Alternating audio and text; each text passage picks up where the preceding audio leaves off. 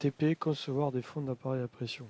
Concevoir des fonds d'appareil à pression sous-entend qu'il faut connaître cet élément de construction en chaudronnerie.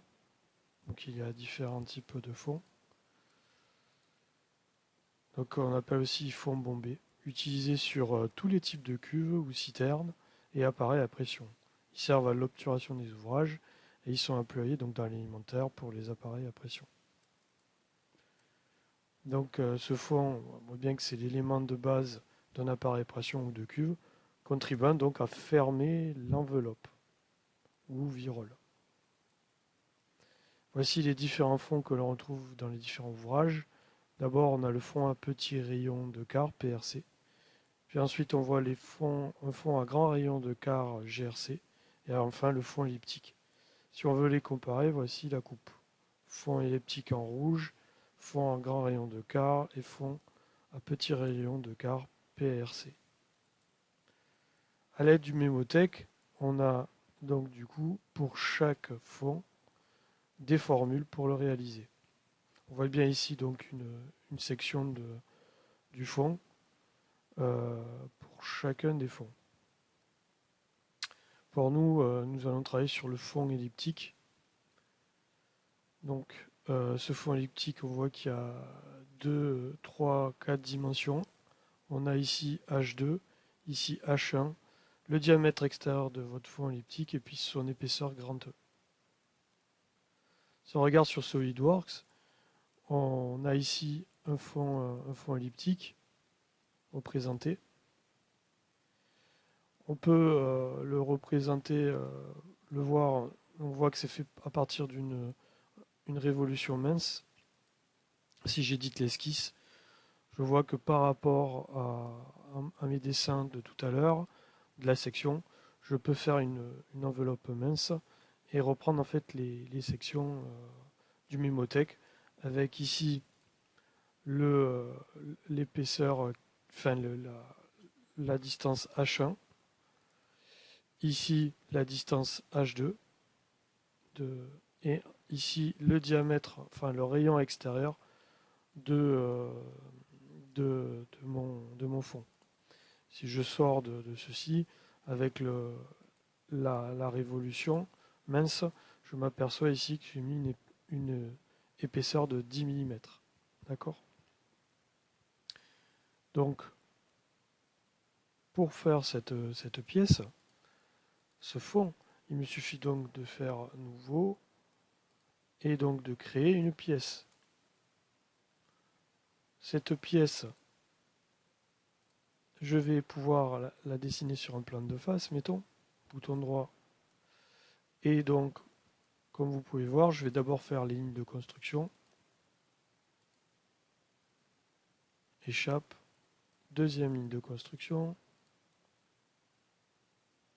Je fais bouton échappe. Troisième ligne de construction verticale. Et je fais échappe. J'ai donc réalisé les 3 lignes de construction qui vont me permettre après de faire la ligne verticale là, qui correspond à la partie cylindrique du fond. Je vais pouvoir lui rentrer la valeur. Bon, ici je vais reproduire, après vous pourrez modifier. Là c'est 50 mm qui correspond à H1 sur mon esquisse, sur le mémothèque pour un diamètre en fait de 500. Donc diamètre de 500. Alors, pour faire un diamètre de 500, je vais cliquer ici et ici et je vais inscrire donc le rayon de 250. Donc c'est rayon extérieur hein, de 250 comme ceci. Je vais rajouter un petit R devant là, dim, qui me permet de bien voir que c'est un rayon extérieur. Et ensuite je vais utiliser, comme c'est un fond elliptique, je vais utiliser une ellipse en son centre. Je clique sur le centre de l'ellipse, je vais sélectionner le bord. Et là ici, je vais réaliser comme ça une première ellipse. Évidemment par rapport à ce que j'ai à droite, je vais donc supprimer des éléments avec l'outil ajuster, ajuster au plus proche. Donc je supprime. Et ici. Et je vais rajouter donc ma cotation intelligente en cliquant tout simplement entre ici et ici pour rentrer en fait ma valeur H2 qu'on retrouve par la formule. Donc sur ma formule par exemple je remets 126,31. Vous regarderez sur Mémotech pour ajuster. Et là voilà, j'ai réalisé mon esquisse, je la valide et je peux passer à fonction base bossage révolution. Il me dit voulez-vous fermer? Je dis non puisque je veux une épaisseur mince. Là je dois quand même sélectionner l'axe de révolution, donc je vais bien sélectionner cet axe là. Et ici il me met 10 mm par défaut, mais après vous pouvez modifier l'épaisseur. Je vérifie bien que là je vois bien que j'avais fait un diamètre extérieur, donc je vois bien que c'est encore en plus à l'extérieur. Vous voyez, donc je suis obligé d'inverser mon esquisse pour bien avoir un diamètre extérieur de 500. Je peux me vérifier en faisant évaluer, mesurer. Et ici, j'ai bien un diamètre extérieur de 500.